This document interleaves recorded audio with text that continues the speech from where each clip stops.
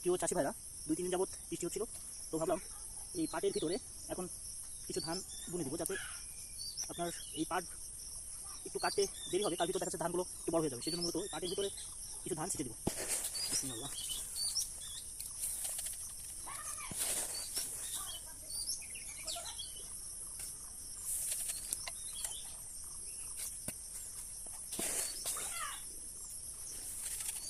তিন, চার, পাঁচ, ছয়, সাত। দেখ, মোটামুটি ধান হচ্ছে 7 কেজি ধান বুনবো।